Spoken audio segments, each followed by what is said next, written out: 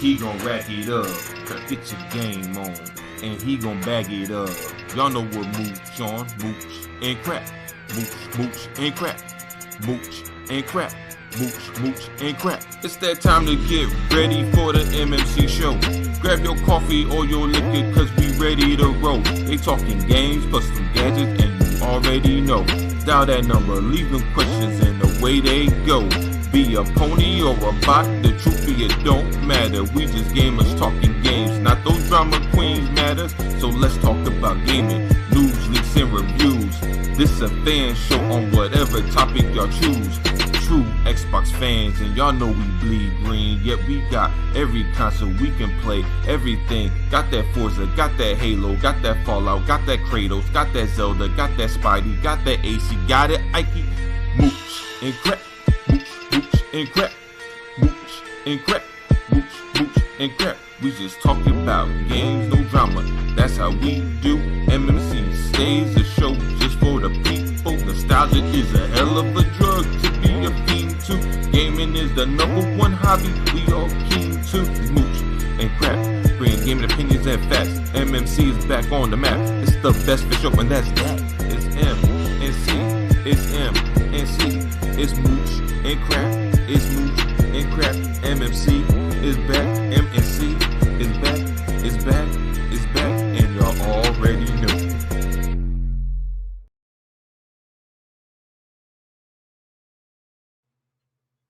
Welcome to the M&C Show. We are live. What's up, everybody? Good morning. Yes, we do have M&C Show live today. It is going to be great. It has been quite the polarizing type of weekend. There's news coming left. There's news coming right. Nobody knows who to believe. And I think, frankly, it's come out a little too early because with E3 so far away, Crap, I'm personally thinking that this is a snowball that could turn into an avalanche and then nothing even happens. So, yeah, I mean, what is this? Hey, it's crazy because, this is incredibly early for this type of stuff. We're not even in March yet, so we've got months and months to go.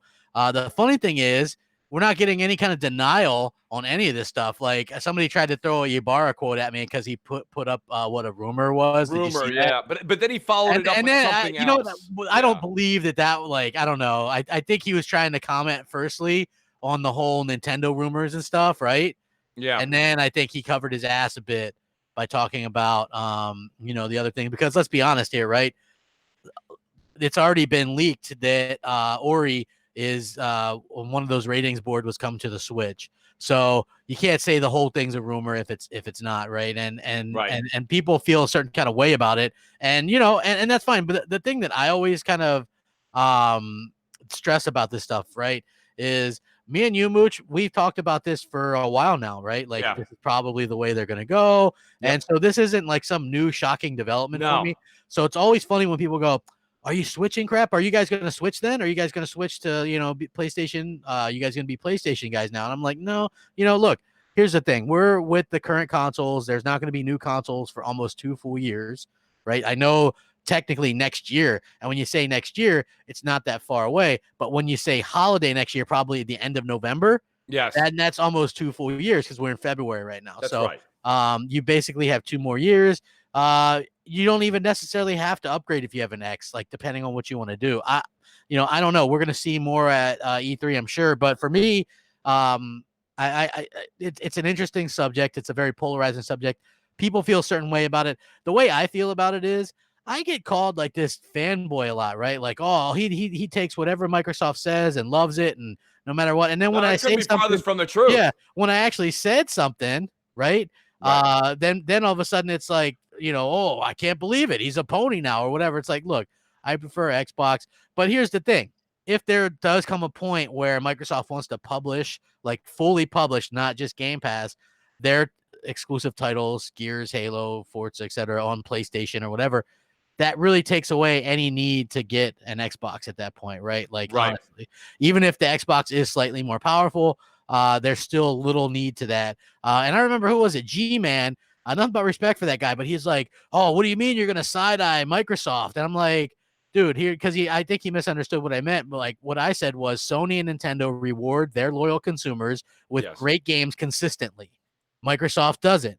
That's just a fact. This whole generation has been inconsistent, and we haven't had that great breakthrough game, in my opinion. Right? We've had some good games. I don't think we've had a breakthrough game this generation. Yes, exactly. Probably. I So would agree with that. that's what I'm talking about, right? So the funny thing is we as Xbox fans jump on Sony dudes or not really Nintendo dudes. I think they pretty much go unscathed, but we jump on the Sony dudes when they kind of flip flop or they move goalposts around or whatever. Right. I don't know a single Xbox dude, even on YouTube or whatever, you can look it up on Twitter, that said Microsoft didn't need to do better with exclusives. They didn't say Microsoft needs to do better with publishing games that everybody and their mother can play. They said exclusives. Now, if they want to backtrack, they're the ones that are moving the goalposts and changing around and dancing all around. But I heard people complain about exclusives, and now Xbox dudes are the ones kind of changing the goalposts and moving things around. You know what I mean? And that, to me, is a bit hypocritical. And so that's kind of where I'm coming from with it, right? Like, we want exclusives. We want an exclusive reason to I buy, and I'm not alone with this. I know it might not be the masses that do this. I buy Nintendo platforms for Zelda, Mario, Smash Brothers, Mario Kart, that kind of stuff. I buy a PlayStation for Uncharted, God of War, those exclusives. I buy an Xbox for Gears, Forza, and Halo. If you don't need an Xbox to play those games, I'm sorry, but it does make their console a little bit less relevant, a little bit, in my opinion. They sort of do that to themselves, and I get it that people don't want to view it that way, the way that I'm viewing it, but it's the truth. And yeah, I agree with you on that. You've made that comment a few times, and I've been trying to think about it, Crap, and it does make sense. I mean, if you can now start to play your Xbox games on other devices, which we've all known this, not much of this is a surprise to anybody in the chat or listening later. I don't know. Do you need an Xbox console anymore moving forward? There's a lot of people in the chat that are Xbox fans that say, you know what, Mooch, listen, if Xbox Live goes onto the PS5 at any point in time, I would just keep my current X and then buy a PS5, right? And it's like, well, why? So people keep saying, well, Mooch, why do you keep saying that? It looks like Xbox isn't leaving the hardware space. It's not. I don't know if they become like a Steam box. Yeah. Point. And the reason they're putting out good hardware, but it's like, if they don't care about it, then why care? Then why should we, right? Like, yeah, I get the argument that they're going to have the most powerful console, and I think that's cool. Right. But Mooch, when we're talking about the difference in power next gen, I think we're going to be seeing not as big a difference as we see right now between the Pro and the X, right? Right. So we're going to see a difference maybe between the PS4 and Xbox One originally, where there might be slight differences, but I don't think it's going to be. That's what I'm hearing too. Yeah. So, and there's going to be $100 difference in price at least between that, and I'm not sure about the Lockhart where that's going to fall. Well, that's an interesting topic that we've not been able to touch on, Crap, because everyone's so kind of invested in this whole Xbox Live on the Switch thing. But realistically, we should talk about that. There's something with the rumors that have come out about the hardware with the Lockhart, right? Possibly being $299, right? But having 4 teraflops. But the same CPU as the Anaconda. What they're trying to do is they're making a 1080p 60 frame machine, and then the Anaconda being your 4K 60 machine, all the bells and whistles. But hear me out, Crap. $299 for the Lockhart, right?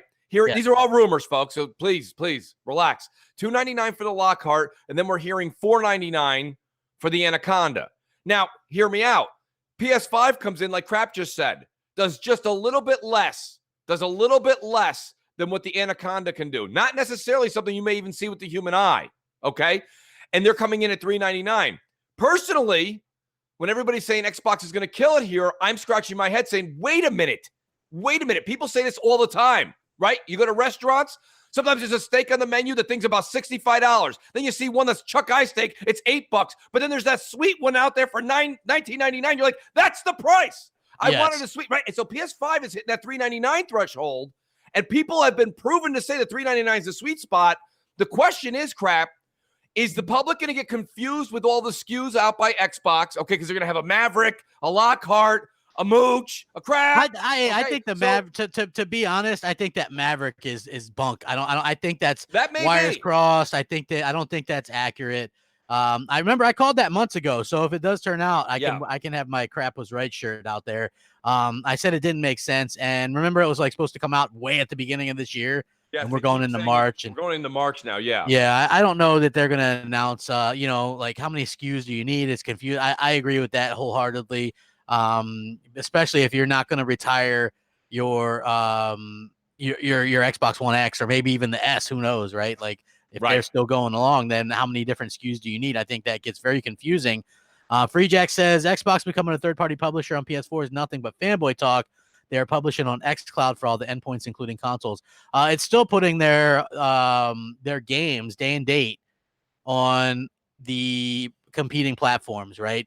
And so I get it's funny when you see people try to damage control it, right? And go, well, PS Now is on other stuff and there's 230 games, blah, blah, blah. The bottom line is PS Now is not day and date with their exclusives. You can't play stuff like God of War and Uncharted 4 and Spider-Man on PS Now day and date. You cannot play those on Switch or Xbox, right? Like the day that happens, hey, I'm right there with you. It's all just one happy, shiny world, and they're all just in it to grow gaming and become, you know what I mean? But the bottom line is the ones that are going to get paid off the most from this is Sony. And when I brought this up on Crossfire, nobody gave me a legit answer, right, Mooch? Because everybody goes, sales don't matter. But you and I both know that if Microsoft does do this and puts even just Game Pass on Switch and PlayStation, how many consoles are they going to get beat by? And I know people will go, well, it won't even matter. And to an extent, I guess, but when it's, 125 million consoles to 15 million, I think people are going to think that it matters a little bit, Yeah. And I mean, and I think it's funny because you can look at both sides of the coin and make a valid argument. But crap, the one thing I was thinking about over the last night, and because it's really been Crossfire's debates have been so good, I've been thinking about it. I don't know if Sony would do it, crap, just because Sony really does need the PlayStation brand, right? They need the place. Now, you're saying if they put Xbox Live Game Pass on there, that only helps their sales, which I do agree with you. I do agree with you. But I don't know if their stubbornness would allow them to do something of that magnitude. Nintendo's a little bit of a different animal, right? And here's the reason. Nintendo is going to stick with their traditional Switch. They're going to go with a Switch 2, right? They're going to go with these types of games. Because they got a good combo, right? Like you can play it on like me and you like to play it on the TV. A lot of people like to take it, which kind of surprised me. A lot of Nintendo, Nintendo doesn't have a lot of the third-party games that Game Pass presents. Do you understand? So they're going to be able to capitalize on a lot of the third-party games on the Switch by getting Xbox Live, Xbox Game Pass. But see, for Sony, they don't want you going on Xbox Live on their device or their console and playing third-party games that you're supposed to be buying and giving them money on theirs because they have all the same contracts as Microsoft. So they're getting all those third-party games as well. So there's a bit of conflict of interest there. And I think with Nintendo's not getting like all these big third-party games that are day and date on Game Pass that are slowly starting to make its way. You know what I'm saying? Or even games that come 3-4 months later, like Shadow of the Tomb Raider. Like you can't play Shadow of the Tomb Raider on your Switch right now. But if it's on Xbox Live and it has Xbox Game Pass and you're a Switch owner, you're playing Shadow of the Tomb Raider. Yep. So my point being here, folks, is there's more Nintendo's. This is why Nintendo's part of it, crap, is being so vocal and is out there. People can really come around to that where I don't know. And we know this too, crap. Look how long it took Sony to finally negotiate and get EA. And it's not even there yet. EA Access. They felt EA Access was threatening them. So they definitely would think that Game Pass is threatening them. Yeah. That's why I'm 50-50 on this debate. The only reason why I think that they're going to allow Game Pass on there is because, like I said, it gives people less of a reason. Look, Sony has more of a stake in the console business than Microsoft, right? Like they have to have their console do well. And I think if you allow the competition's games to be played on your platform via streaming, right, that eliminates some people, not everybody. We're still going to get the Xbox, right? I get it. I'm not talking about us, but to the maybe average person, it does eliminate the need to buy that box. Why would you when you could just buy a PlayStation? Now, here's the thing. A lot of people go, oh, well, Nintendo's getting our games. We'll probably get Nintendo games. Nope. It's not working that way. Nintendo will not put their games on Xbox. That's not going to happen. It's a one-way street. That's the problem. And Nintendo and Microsoft basically has to pay Nintendo to allow this anyway. How are they paying for it? By publishing Hellblade on the Switch, by publishing Ori 2, Super Lucky's Tale, Cuphead. There's a rumor that they're going to get their own exclusive version of a Forza or a Halo or Gears, maybe possibly a port or so. You know how PC got Forza Apex? It was like Forza 6 kind of Yes. Yeah, Yes. like there's a rumor that I believe it's a Forza game. I from think what it would I'm be hearing. Forza too. Yeah, Crap. I believe it's Forza Switch, right? So Nintendo gets their own Forza Switch game. Imagine that the Switch gets a Forza Motorsport game this year, and Xbox owners don't, because we know we're not getting a Forza Motorsport this year, right? I They don't think said, that'll happen. Or if it is a quote unquote motorsport game, crap, it'll be like you just said, an Apex. It'll be a dumbed down version. yeah, but still, for them to get an exclusive from Microsoft Studios when we've been struggling to get anything, Yeah. I mean, Yeah, that's still a bit of a slap in the face. Yeah, I mean, it's going to be really interesting to see Phil and company on stage and how they present this one. This is going to be a real interesting, and how the media accepts it. You know, that's the thing. The media has a hard time with this crap, because as much as I think they would like to go in and start saying, you know, Sony's already the victor of next generation, they have to be careful, because what Microsoft is doing, again, it is quite pro-consumer. Let's call a spade, right? I mean, that's what it is. It becomes very, very, very pro-consumer. Don't you? Wouldn't you agree with that? I mean, now you play Xbox Live on your Switch. I guess it depends on what you consider pro-consumer. I mean, if you feel like you've been suffering with lack of exclusives, and then they go ahead and announce all these studios that they bought, and that all these other people are going to get to play your games. I mean, pro-consumer. Here's the thing. Again, I don't know anybody that's screaming from the rooftops, I can't wait to play xCloud games. Right. Like, I just don't see that many people really go, and this thing could fail miserably for Microsoft, right? Like, if you're like, and I'm just playing, here's the thing, I'm going to play devil's advocate. I'm not wanting it to fail. I'm just saying it could be this huge success and blow up and be awesome, right? Yeah. And Xbox could stick around and flounder around for another generation or two, you know, while people mostly play it elsewhere, that play their games elsewhere. Or it could be a huge fucking failure, and they, you know, and knowing that CEO, what he does to things that fail is shut everything down, right? Groove music, the Windows phones, anything that, look, even Windows isn't something that they really pimp out anymore, right? It's all about the cloud. You know, they've switched gears completely. So the second that's not really something that's making them a ton of money, I think that, you know, that is obviously a thing. Now, here's the thing. People in America particularly don't really care about streaming games so far, right? Like, this is not a new technology. And when I bring this up, people go, well, Microsoft's never done it before. And I'm like, but just because it's Microsoft doing something doesn't necessarily mean it's going to be a success. Look at their consoles, right? Yeah. Like, they had a piss poor showing with the first one, even though they had full Bill Gates backing on that. Look, they took a bath on that thing. The 360, that should have sold 150 million and some 150 million consoles and cemented them as the top tier in video games. But instead, they had the red ring problems, and you know, they went after Kinect casuals the later half of that, so they screwed up. And then with the Xbox One, again, Kinect, they forced that shit on you.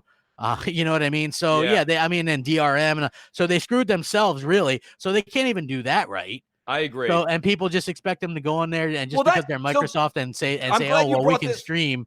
I'm glad you brought this up. I'm not bought into that. I'm not buying that. You know what I mean? I haven't bought into that. Let me expand on that for a second. A lot of this, and a lot of people in the chat are saying this, and I honestly, I feel this way too.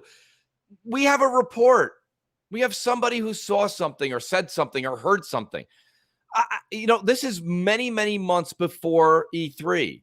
How much actual truth do you put into this crap? Yeah. You know, before you go down that that's something that I kind of wanted to do too. Yeah, on the show, is maybe stop the bleeding, because where are we going with this? Yeah, they hear us talking about it. Oh man, Mooch and Crap are probably mostly just crap. He's doom and gloom. No, look, I've known about this. Yeah, I've known about this for a while. Like, we've talked about this behind the scenes. We've talked about this on shows. That it looks like they're going to go this route. And there's not really much you can do about it, because I'm more about living in the now. So I'm enjoying what I have. 800 plus games. Yeah. You know, I just got gifted Anthem. I'm going to play that some today.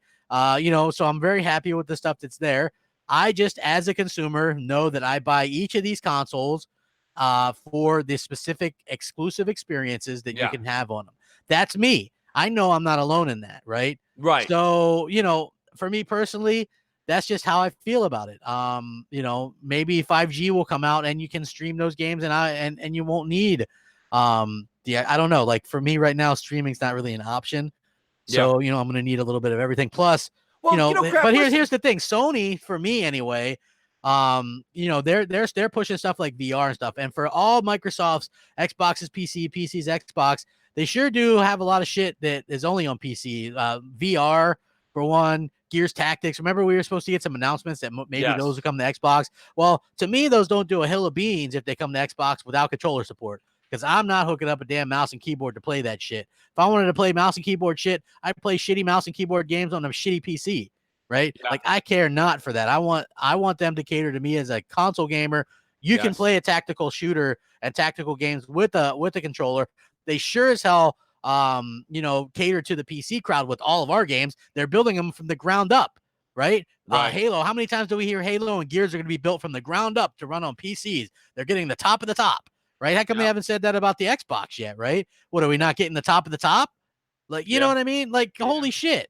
And I'm sorry if people think I'm doing a turning pony or whatever. I'm not. This is just if people want to know how it feels, and then things will get back to normal in a couple weeks, right? Like when, but this is just what people want to talk about. They go, hey, what's your opinion on this crap? And I give it to them. And then they're like, well, we didn't want that opinion. Yeah. Yeah. Well, guys, I'm sorry. Well, that's the one thing everyone's got to remember too. There's a lot of people that they're on Twitter and they're like, these gaming podcasts have lost their minds. Guys, it's a talk show.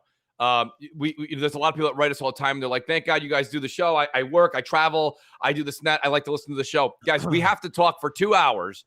Yes. Every couple of days, and the news does change, right? A lot of it is rumor. But listen, it's not just gaming. It's happening in sports, right? With trades and down to the deadline. It's happening in politics. It happens in everything. So the news has become mainly rumor-based. That's why I said earlier, and I said a few moments ago, that I think it's a great discussion for the now, but let's also not go crazy because we don't know any of this yet. And there's no sense in going down a rabbit hole that really, if it was 3 weeks till E3, this would need to keep being on the top. But here, I'm going to be Phil Spencer and you be Satya Nadella, right? And you're Satya Nadella looking at all the money Minecraft makes on every platform, PlayStation, Nintendo. And you're like, now tell me, man, hey, be like, hey, Phil, wouldn't Gears and Halo on all these platforms do just as well on all the other platforms? Well, Satya, you're probably right. Let's not keep these from the gamers because we're all gamers here. Well, let's experiment with it then, Phil. Let's experiment. Yeah. Put at least one of our big three on a streaming device. Let's see how it does out there. Gosh darn it, Beeve. Let's go ahead and do that. But let's take a selfie first, Satya. Click, click, click, click. There we go. Hashtag gaming. Hashtag fun. Hashtag we all love each other, right? Hashtag like that's basically Hashtag is Xbox. Sorry, Satya. It's nap time. I have to go down to the cubicle down there and take my nap, or I get in trouble, and then I need my cookie in my sleep chamber. It's on level 4. Yes, exactly. Yes. So it's funny, and what's funny is because look, somebody says Mikey Barra is turning into a keyboard warrior. I agree. You know what he reminds me of? Someone pent up because he can't speak his mind. Yeah. Right. Like, I don't know, like, you could tell when he posted that rumor thing, he didn't post that thing, oh, it's just a rumor that I only play PC games right after that. It wasn't, everybody knows what the hell he was talking about, right? There's just some of these rumors, and there's probably some fact in there, and there's probably some that aren't, right. You know what I mean? But they're way too chummy about this Nintendo stuff for that not to be true. Well, don't you remember, Crap, last year, not this past one, the one before, it was Merry Switchmas by everybody the Xbox brass. Hey, we couldn't get anybody to give us a game, but hell, Merry Switchmas, right? That's right. Did you see? Now, Larry Herb the other day, I guess they were having some power outages because of the snow they were getting in Seattle, and he posts a picture and he says, "Well, you got to keep yourself busy while you're without power." So he had who has a portable solar pack? He had someone in Seattle, right? He had a portable solar pack. He opened up and he plugged it into his Switch. He goes, "This will keep me busy," or something like that. And I'm like, I couldn't even get to the point of he was trying to say, I'm playing my Switch while I don't have, power in my house, etc. I get it, but I couldn't get past the portable solar pack. What is happening on that West Coast? What is happening? Are you guys already preparing for the apocalypse? What's going on? We're not doing that over here. We're still on batteries and duct tape. I heard if you just drive around, it already looks like the apocalypse out there, right? So it's true. This is true. This is true. Yes. Sanctuary. Oh, I'm just kidding with you guys. No, and half you won't get it anyway. No, they won't. But that's all good. Crap. Yes. Crap. We do have a lot of voicemails, and we do have a shit ton of voicemails. Let's do a voicemail, Gadang. Okay. Crap's rolling off the rails there a bit, guys. Come on. What do we got first? Who do we got? AP Cool J. AP Cool J is up. Hey, okay, let's listen to it. Okay, here we go. Hey guys. I was just wondering if Halo Infinite is going to go to the Switch or Atari or something like that, you know? Like, does it really need to be there? Can we have it on our console, please? And only? That was AP Cool J. AP Cool J. He sounds like he's a crapaholic. That sounds exactly like a crapaholic. Yeah, he Crap. does. Wow. Hey, Axel says, hey, CrapGamer reviews HoloLens 2 being released today. You getting one for 1.5K? Hell no. Why do they? It doesn't even make sense to have that showed off. Like, what's the point? Nobody's spending that money. Yeah, first of all, no one's spending that money. Second of all, the first HoloLens didn't really prove to be anything for gaming yet, anyways. Yeah. So, I don't know, AP Cool J. It sounds like you need a Gatorade and a couple of Advil. But listen, I'll be honest with you. I think what he's asking is is Halo Infinite going to be on the Switch and other devices? Listen, here's the thing, Crap. We gotta look at everything from a distance right now. There's no way Halo Infinite, I believe, is the rumors that it launches on Anaconda and Lockhart. Day one. I don't see that going anywhere. It'll be on Game Pass on the PC probably. But I mean, other than that, I don't see it anywhere else besides that. PC's Xbox, Crap, and Xbox is PC. Let's keep that in mind. The thing that I wonder is, is the crossplay going to come at first, or are they going to like bullshit us and go crossplay with your friends for the campaign or the horde mode or whatever it's going to be, and play separate lobbies, and then eventually when the PC side is non-existent, because let's face it, PC gamers hate Microsoft. And they're not going to care, just like they do with Gears. And then when it dwindles so bad on the PC side, and they're going to go, okay, we're going to open up the crossplay, and then like they're not going to make it real clear how to disable the crossplay, and you're going to have to put up with people using keyboard and mouse. Yeah, it's I'm just telling you how I see it, right? And it's like maybe it won't happen that way, but what do you think, Crap? Let's do this. Let's put on our futuristic glasses here and see if we can do this. Do you really think that down the road, if we fast forward 2 years, and even if the worst things, say, it's going to be everywhere. Xbox Live is on everything now. Everything. PS5 is everything. I mean, Xbox is a brand. I think is what you did with the role play there between Phil and Satya was kind of spot on. I don't think it. I think it maybe grows the brand. Would you agree that it grows the brand, but maybe diminishes the hardcore fan? Is it possible that you could still have a fan base because of the branding, but at the same time you lose the hardware and you lose some of that appeal? I don't know. Or is it all just positive because it's out there for more people to play? And ultimately, listen, every so many decades, Crap, something happens that's revolutionary, right? Things happen. People, and I know you guys all like to poke fun. I don't care if you're a Samsung fan or not. I remember, you want to talk about the fanboy wars. I remember when Apple came out with that iPhone. People were like, you think I'm giving up my slide-up keyboard?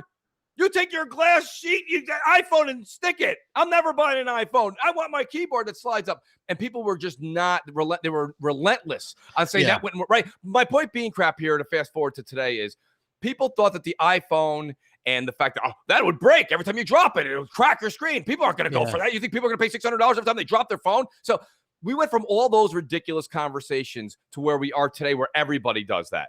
So do you think that this is something where, okay, Xbox may be the first ones in the pool, right? But possibly if they see this success, listen, money talks, Crap. All of a sudden, now the CEO of Sony and them, who are very heavily dependent on PlayStation, and they know they have outstanding games, maybe they want to broaden. We already know that PSN is going to be on PC. Now, are they going to go day and date with their first party today? No, absolutely not.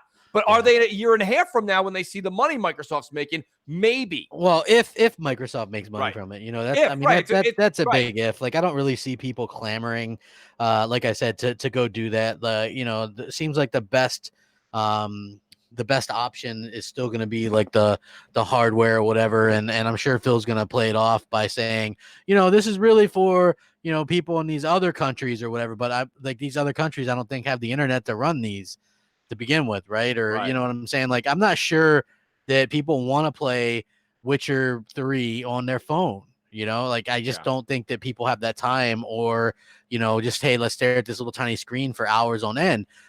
If you want console experience, play on your console. I mean, that's just the way I look at it.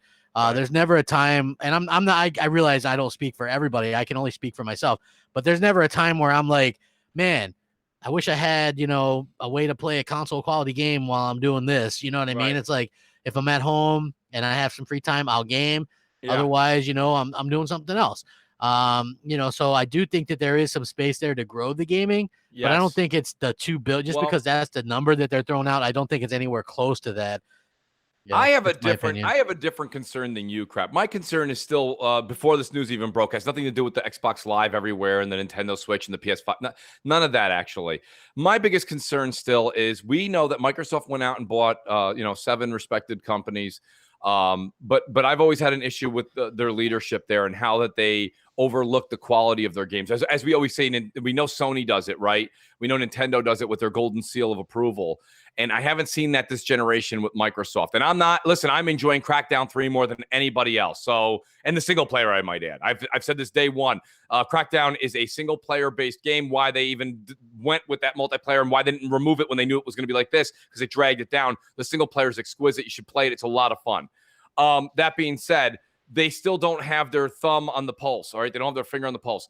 They seem to be missing something. So what I'm saying that I'm concerned about is not that Xbox Live is on all devices moving forward. I'm more concerned with what we see with the initiative, what we see with everyone is sitting here and being like, oh, let's praise everybody at 343. Let's praise 343 deserves very little praise in my personal opinion right now, because Halo 5 didn't do very well. And I was looking forward to Halo 5 like unbelievably. Halo 5 was okay at best. And let's be honest, 343 did take the reins over for what? Halo 4 crap, correct?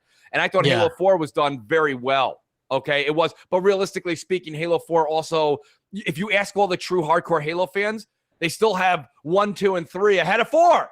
You know, nobody ever says, oh, I like 4, then 2. No. They never say that. So 4 is still of the original 4 before we got into 5, which was completely like a loop for everybody. Nobody saw that coming. 4 is still not the fan favorite of the original before we got to this next generation. So my point being is that I'm just, and I'll be honest with you, Crap. I'm going to go ahead and say this too. It's probably unpopular opinion, but I need to see more from the coalition. Gears 5, from what I've seen, looks very good, but it also still looks a bit safe. I can't wait to see what they do that takes them out of their safe zone a little bit. Does not mean change the game crazy, Crap. All I'm saying is do something. You're the creative people. I'm not. Okay? I podcast 3 times a week. You're the creative people. I'm just playing the game and I'm observing. And right now I'm observing from afar. But the way that they're taking the story and going with it is going to be interesting, because they're leaving Marcus. Okay, we left Dom a while back. Miss you, Dom. Yeah. Dom's out there. Marcus is pretty much out of the picture. We just get introduced to JD. Gone. Right? He's already a second or third there. What do you call it there? Third character in the story. He's already kind of gone. So it's like, where is the coalition taking Gears? So this is my point. It's like they let all the studios have their creative freedom, which is great. It is great. But sometimes when you lose track, they let 343 have creative freedom, right? With the whole Chief versus Locke, and that didn't work out for them. So there's nobody at Microsoft actually saying, guys, stick to your roots. Stick to what the game is. The thing is, I worry about Microsoft too. And this, like, how can I put this? Okay, so Microsoft has this certain way about them where they do certain things, right? So I'm very okay with, I would have rather done more Marcus like you, right? And now they're switching to Marcus. Does it make sense to go that way, or is it a politically correct thing? Right? Like, that's the thing. Right. Like, there's also rumors. Remember when we saw the Halo Infinite trailer and people were like, that's not Master Chief. That leg's too skinny. Maybe it's a woman. So there's rumor that they might switch Master Chief to being a woman. You know what I mean? Like, are they doing this stuff to be politically correct? Because if so, I think that's the wrong way to go about it. Right? Like, you don't need to do that to make an impact. You can make new IPs. You could, you know what I'm saying? Changing established brands doesn't usually work. That's part of the reason.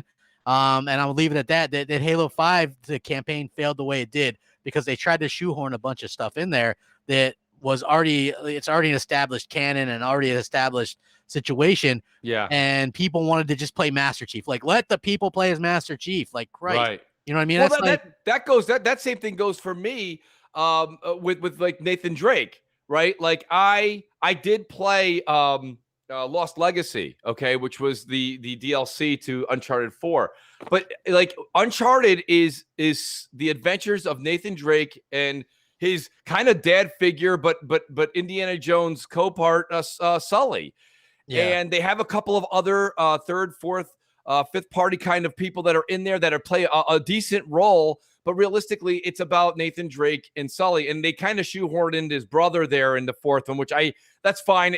As long as his brother's not a part of it, like for the next 8 stories. But like what I'm saying to you is if Uncharted 5 comes out and it doesn't have Nathan Drake, it loses a little appeal. And I don't think anybody could really argue that. And it's the same way I felt without Marcus, and it's the same way I feel without Master Chief. Exactly. Gadang says RPG elements and choice and consequences in Halo 6 or Infinite. Sorry, they dropped the numerical things afterwards. Yeah, it's like, do you wish Master Chief to take a selfie? Should Master Chief have a latte? Press X if you want, or press O on your PlayStation keypad if you would like Master Chief to have a latte. What design would you like Master Chief's latte to have in it? Because there's different designs. Right. Would you like PlayStation logos? Would you like Xbox logos? Like, I don't know. For me, I think they could do it sort of the way they transition Assassin's Creed to an RPG, right? I wouldn't mind a little bit more of an RPG. Yeah, I understand her name is spelled Cat, but it's really Kate. Right.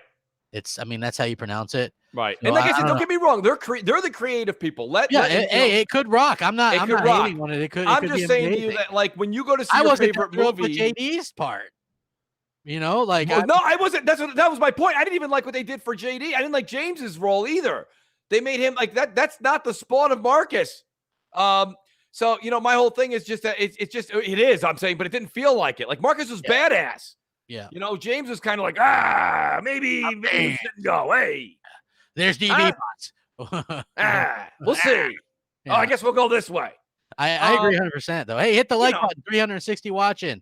But I mean, I do think that's likes yet. Like, geez, come on. Yeah, come on, guys, hit that button. It's a hell of a show. I got to be honest with you. Shout out to Salty who's in the chat. Salt goes, I think the Coalition is one of Microsoft's top devs. I agree. They are, absolutely. I completely agree with that. I don't even have a but or an and. I do have a however. Yeah. My however is I'm curious to where they're going to go because let's be honest. Again, no one likes I don't care about meta, right? I just told you I'm enjoying Crackdown. Crackdown's got a 60, 62. I don't care.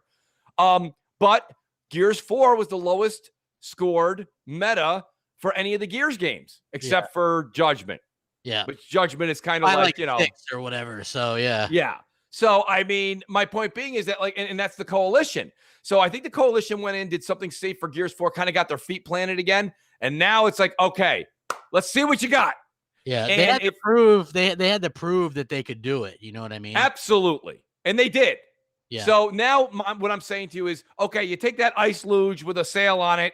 Does that take us to different parts of the world? Does it give us different things to do? Now you're taking 2 of the main characters. You're putting them to the side. You're making a new main character. People are going to go, okay. I mean, whether it's your favorite movie, okay? And if you guys don't believe me, a lot of you guys that all got thumbs down on The Last Jedi, the reason most of you were pissed is how they changed the subject and the narrative of Luke Skywalker, right? Yeah. So here's your beloved Luke Skywalker, and he was just a grump for 2 hours. He's grumpy.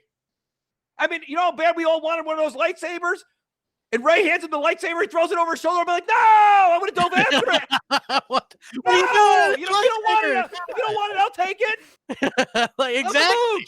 Exactly. He's like, like, hey, let's throw some comedy in this. Even though at the end of the last movie, he looks like he's about to cry. And then here he goes, oh, let me just toss it behind my back, and doesn't even mention his good friend Han Solo. Like, after he finds out he died, he's like, whatever. Who you know cares? What I mean? Yeah, Han owed me $20 anyway in a lost card game years back. Yeah, I don't understand why. So what I'm saying to you is when you move the Marcuses or the Nathan Drakes or you move the, anything, and that's what you kind of bought the ticket to go see. They have to. It almost seems like you have to work twice as hard to make the game appealing to 2 different categories now: new customers and faithful old ones. Because faithful old ones are walking into Gears 5 being like, okay, you took the keys to the car. Where are we going? And new ones are going to be like, how are you roping me into this Gears world? How are you going to bring me up to date with all of this stuff that's going on, all this history that I'm unaware of? And who's this new main protagonist? You know, so when I see them do this stuff, it's almost like they're going to be fighting two different entities as they launch this game. Now, bravo to the Santa Monica folks that were able to do that. Of course, they didn't do it because Kratos was still the main character, but they changed a lot in God of War, and it worked out for them. But the one thing they didn't change is you're still Kratos. Yeah. You know, you're Kratos. You see where you see my point? You've got Sony that sticks with Kratos, victory. Sony that sticks with Nathan Drake, victory. You know, Uncharted 4 was not about Sully, you know, or Sully's kid.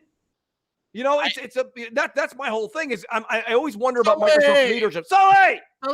That's a fun name to just yell, right? Hey, Sully! You know, the next person that rescues a dog or any animal, and they're like, I don't know what to name them. Say, you know what? We Mooch really firmly believe in Sully. Sully, go with Sully. Tell him Mooch and Crap suggested Sully. That's a great name, by the way. For it is. You know, hey, Sully, come back. Where are you going, Sully? Come back. Yeah, exactly. Probably the best partner name in history. Have you found my dog, Sully? Sully. You know, the next friend I make in real life, I'm going to just give him that nickname for no reason. Exactly. My name's James. Gadang, your new nickname's Sully. There. Yeah. Do you mind, Gadang? Gadang, do they have any Sullys in Hawaii? Yeah, they do. That's great. It's Mooch and Crap and Sully in the morning. Huh? I love it. Oh, I see ratings booming. Oh, dude, we're the next big thing, man. That's all we were missing was a Somebody Sully. make a shirt. Now we have it, man. We've got our Sully. We're ready to go, man. I think are on cruise control now. We are, man. It's I'm pumped up. I'm ready to go. So, what do you think of Anthem? Because I haven't had a chance to play it yet. You know, what do you think about Anthem? Is it bad? No, so listen. So look it again. I've never played so many 60 Metacritic games that I love Crap in my life. Yeah. All right. This game. Like what the hell? Yeah. Like again, you played Fallout and loved it. So I did. Mind you, played. I played with Gadang. Yeah, you love Destiny. You love Destiny was not a 60 game. I know. Well, it was a 70, wasn't it? Or I think it was a 71. Yeah. But Crap, let me get back to your original question. William Ramos says Crap laughs sound like a chicken getting choked. Hey man, I wouldn't know. I wouldn't know, he goes. I wouldn't know. Go ahead, man. No, Anthem listen, the game for me so far has had very, very little technical issues. How's it look? Because it looks like a gorgeous. Really good game, yeah. Okay, Crap. It looks gorgeous. That's what it looks like. It's probably the most eye candy I've seen on screen. I actually have a clip. I recorded it. It was on my stream on Xbox, but I didn't actually tweet it out. I should have. The colors, the frame rate was locked at 30. I had no stuttering, no stutter step, nothing like that. Unbelievable amount of textures and lighting and fluidity. But that being said, okay, the game's a lot of fun with friends. I will say, this game does feel like it came out a little early, Crap. Yeah. Because when you go to and Gadang, help me with this real quick. Is it Fort Terraris? Is it Terraris or Terraris? Tarsus? Fort Tarsus? Tarsus, thank you. When you go there, you kind of feel like you're completely out of your element. You feel like you've left the game. I feel like I'm at the Xbox One dashboard. You go there, it's like you quickly go get another. Let me rephrase that, Crap. You don't quickly get anything because when you go to get another mission, literally there's an hour and a half of just womp womp womp womp womp womp womp womp womp womp womp womp. Nobody cares. The story, nobody cares. Yeah. Everybody's just hitting B and skip. And I know somebody in the chat right now is going to be like, I didn't hit skip, Mooch. I made a whole block of popcorn so I can read the whole thing. Listen, I don't have that kind of time. And I'll be honest with you, I did listen to it in the beginning. And man, that story didn't really capture me. That being said, except for the story and Fort, I'm always going to say it wrong, Tarsus or Tarvis, that place right there, just people that I'm playing with can't wait to get out of there. They're like, Mooch, go back, return your thing, get the next mission, and get the hell out of there. We got to go. And it's like, boom, boom, boom. So a part of the game. Boom, boom, kaboom. Boom, kaboom. He is in the room. It's me, Noof Nukem in the room. He's here. He is. Hey, Noof Nukem's a bit like he's been one of those guys. He feels a lot the way that I do about a lot of this stuff that's going around in the rumors and stuff. So it's cool to kind of touch base with him. Like we're dinosaurs, Mooch. Yeah, you guys are dinosaurs. But listen, I got news for you. There's a lot of exhibits of you guys everywhere. And I tell you, a lot of people miss them. I think that, right? I think, I don't know. So Good dang. What did you think about Anthem? What's your tell take us on what you it? thought about Anthem, Gadang. Um, Or Sully! Sully! Anthem. How great is it if Good Dang turns into I Sully like out it. of this? It'd be great. I I like like it a it. lot. Yeah, it's I love it. you guys. I do. That's funny. I love it. Man. Anthem, serious. Anthem, it's a lot of fun. I mean, I've been having fun. I got about 20 hours in because I have 2 characters. I started one yesterday, and I got a character that I used during the trial. That one's I think level 20 already. So I've been going through. I'm almost done with the game. I would have been done a lot faster, but I'm doing everything. I'm doing all the side quests. People said they can beat the game in about 12, 16 That's what I hours. heard, Good Dang. 10 to 12 hours. I'm 20 hours in already. I'm not even a third of the way through. I'm maybe a third of the way through, maybe halfway. So yeah, but what is it you're doing that's kind of elongating the game? Because I've talked to a few people and they've told me that they finished the game and they're not rushing, but they said they finished the main campaign in about 12 hours. Yeah. Oh, I'm doing all the side quests with I talk to everyone.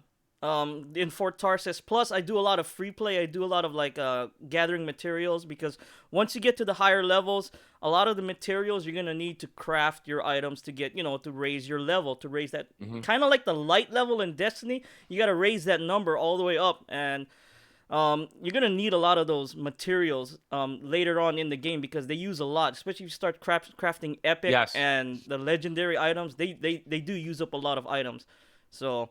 That's what I've been doing. I've been grinding stuff, and I've been having fun doing the world events. Now, that's me. I don't know what people out there, people say it's boring and whatnot, but I like the movement, the fluidity. I don't know how you could be bored with that game. Listen, I got news for you. My crew was out there, and they kind of went left. I went right. I said, you know what? I'll meet you guys there in a minute. I had fun just blasting around that area. The map is beautiful. The artwork is gorgeous. The verticality in the game is through the roof. We don't have that kind of verticality in a lot of different games. That's very nice. I think that's one of the things that makes Apex Legends so special, too, is the verticality. But nonetheless, Crap, I'll tell you something. The reason that I would recommend to you, even if you can just pick at it, here's the other thing. You could play this game even by yourself. Yeah, you get matched up with some people, but everyone seems to be such great folks out there. I've played with randoms. I've played with friends, and I've had just as much time on both ends. What I'm saying to you right now is that this is one of those games that is not going away, folks. So if you choose or elect to not do it, and you're like, I'll get into Anthem later. No, you won't. Okay? I call it the Destiny effect. There's no way that somebody who's been playing this game for about 30 hours, 40 hours over the next 3-4 months, and then you go pick this thing up when it's $30, is going to want to go do. Right now, we're redoing the same missions a million times already. Nobody 3 months from now wants to go do those million missions all over again with a new character. It's just very few people willing to do that. If Anthem intrigues you, try the EA Access 10 hours. You get 10 hours with that. I think you can do something. If you're a PC person, there's something with Premiere and Origins. You can work something out over there for $5-10. Go try it over there. My point being is that if Anthem is in your future and you think this is something you're going to get into, I highly recommend you try getting into it now. If you don't, that's fine. It's not your bag. That's fine. But I'm just saying, I had a great conversation with a bunch of people. Some people you know, some people you don't. And I said, guys, what do you think about this game moving forward? They said, I think moving forward, this game's got tremendous potential. It's going to be a big game that we're going to be playing for at least 12 to 18 months out. And that's the reason I say, if you're into it, get into it. And like Noof's saying, that's why I passed. Noof, that's my point. I'm not talking people into it. If it's not your bag, stay away. This is not for you. You guys already know what it is. It's a looter shooter. I'm not hiding anything. I'm not covering anything up. All I'm saying is I, myself personally, wouldn't mind jumping back into a game like this in 2 or 3 months. And if I do, I'd like to already be up to a level to where I can join people who've been playing it and I'm not a nuisance to them to join their crew and go out and do some new DLC. Do you see what I'm saying, Crap? You want to be part of the game. I hear what you're saying. Yeah. So, I'm actually looking forward to jumping in and seeing kind of what it's all about. If you want to jump in, let me know, Crap. Because here's the thing: there's really no difference between me saying, you know what, Crap, I'm level 10 right now or 11. You're starting out. It's really of no difference. Once you get done with that little section in the beginning that you have to do solo, me joining you, I still gain experience. I still gain equipment. I get everything. So there's really no hard times to have somebody who's level 10 through 20 joining somebody new. Now, when that exceeds crap and people are going to be level 40, 50, 60 and you're new, I don't know. That's when you start having a hard time getting accepted into the community, not because of anyone's fault, but they don't want to come back and do it all over again months from now. Yeah. So that's my whole shtick on that. Yeah, and it's that game's native 4K on the X. So I it's mean, gorgeous. I remember when it was like rumored that it wasn't 4K and everybody was like, "Hey, it's not 4K." Hey. Oh crap! This thing is absolutely gorgeous. It's eye candy. Yeah, I can't see you not liking it. Yeah, well, of course not. So I'm looking forward to actually like booting it up and seeing what it's all about. You know what I mean? So we have a lot of voicemails, crap. So I don't know if you want to hit another one up. We are at 12:15. Yeah, we might as well. Let's get another one. Who do we got? Good, Sully, play some voicemail. Sully! We got Sully! Omega. Omega's up next. All right, let's do Omega. Okay, here we go. Omega. Hey guys, what's going on? This is Omega again. I don't want to thoroughly address the Anthem kerfuffle going on at Digital Foundry, but I do want to address Microsoft's issue with contracting, especially third-party developers for marketing and advertisement. I don't know what Phil Spencer's doing. I don't know why he's going around with his Kumbaya tapes and his Unity candles and handing them out when he's signing a contract going, well, the thing is there are no losers. Everybody is a winner, including Microsoft. No, Phil, you are losing. This generation is already washed, so this is something you're going to need to know and learn for next generation. When you have marketing deals with companies, put in the fine print. You can't show or talk about the other platform. When you're potentially advertising Titanfall 2, have somewhere, not only are we advertising your game, but you're also going to be advertising our product, the most powerful console around right now. You don't have Titanfall 2 developers say, oh geez, I had such a hard week of coding. I can't wait to play this game on my PlayStation 4. It is the equivalent of Ray Charles singing a jingle for Pepsi. Oh! And then at the end of it, he's drinking a Coke. At the end of a commercial, he comes down from the stage and why are you so mad at me? I signed a contract to sing a jingle for Pepsi. I didn't sign no contract to drink your drink. Give me my motherfucking Coke. Phil Spencer and Microsoft have to learn, especially now that when it comes to contracts, they have to sign them properly, especially the fine print for advertising their product, but also their game. Anyways, I'd like to bid you adieu. That's a big goodbye. Mwah! And good night. And that was Omega. Omega sounds like he's going. He's got to be a West Coaster, right? He's got to be a West Coaster because he sounds like he came right out of acting school. There's no acting over here in New York. Yeah, that's some acting. It is. He reminds me of a Mooch maniac. He might be. He's very loud. Yeah, he is kind of loud, but it is what it is. I think when it comes down to it, this is the same thing we've always said. It's what are they doing with their branding crap? I mean, when you have all of these great developers too, and we know that the Titanfall folks went through it with the different when they were tweeting out, couldn't wait to play on PlayStation. It doesn't see this all comes back to Microsoft leadership issues. And I don't think that they put it in the fine print. Maybe nobody does, but I just have a hard time. I've been looking all over the place for something this generation where I saw a Sony game with the marketing rights and then the developer being like, can't wait to go home and use my Elite controller. Yeah. I haven't seen it. I agree 100%. You know what I mean? I just, I don't get what they're doing sometimes. Like, they should hire somebody to run their marketing and make them change their name to who's running marketing, right? Who? Like nobody. That's who. Like me and you both know who it is. That little weird person. Oh yes. Yes. Yeah. So the selfie king. I just think it's I don't know, man. I gotta be honest with you. There is cause for concern a little bit with some of the leadership at Microsoft. Does that mean that it'll transcend into issues for them moving forward? I can't say that. I just can't say. I don't. Who the hell knows, crap. But realistically, a lot of fans are concerned with the question I asked earlier in the show: Xbox branding. What is when Xbox is on everything? Xbox kind of feels like EA to me, or feels like Activision, or they kind of feel like any of those. Because right now, when you say Xbox, I think I have to play these games right now. Even if it's on PC, I still have to buy this console if I'm a console gamer and play it here. But now if I can start playing their games everywhere, Well, then what separates them from the EAs and the Activisions? You know what I mean? The Take-Twos, everybody. You know, I don't see how it changes them from being Ubisoft or anybody else. You know, they have their own Steam box type thing, right? Well, that's what it is. That's what it comes down to, Crap. That's what I personally think this is. I think right now, the reason the Steam box didn't work was Valve didn't want to do its own hardware, so it didn't have control over that. Valve didn't have the IP to keep the box afloat, right? Being like, these are the games you're going to play here. So that didn't work. But realistically speaking, what we're getting in the Xbox Anaconda and the PS5 are PCs.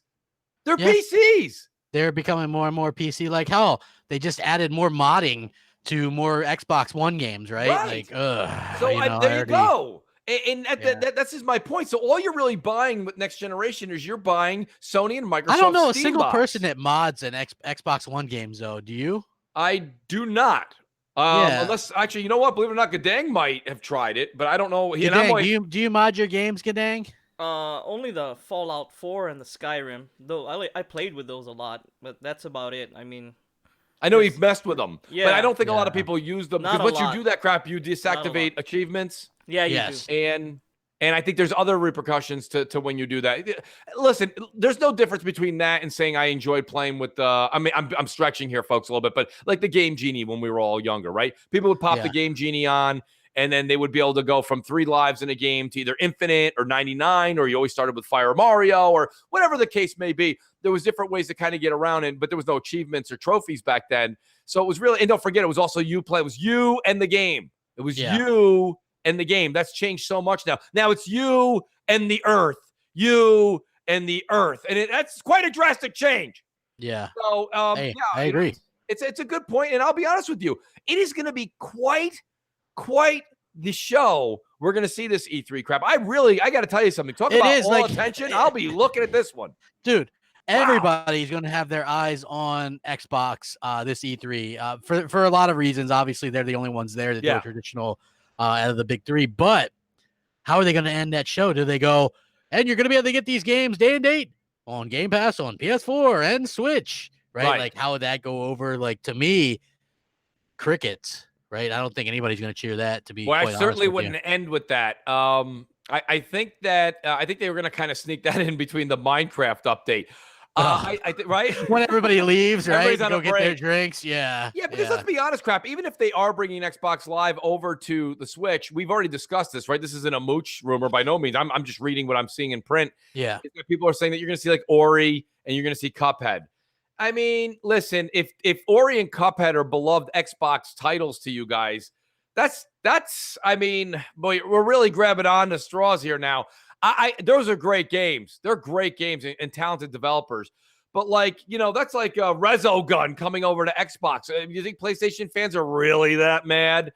They're not going to be that pissed off. This is that kind of a game. It's these are platformer, 2D, two-dimensional. Beautiful as they were, and the artistic work was gorgeous. The music and the soundtrack were amazing. I don't think that's necessarily the biggest deal going over there. I do think it starts to get to where a lot of the hardcore Xbox guys are a little bit more troubled with it when you start to think about a Halo or a Gears or a Forza going over. Then you're like, okay, now I see they're moving the entire portfolio. So, I mean, realistically speaking, crap, I think it's going to be an interesting E3. But I do want to bring up something else, crap. Yes. Do you think this announcement for hardware at E3 is true?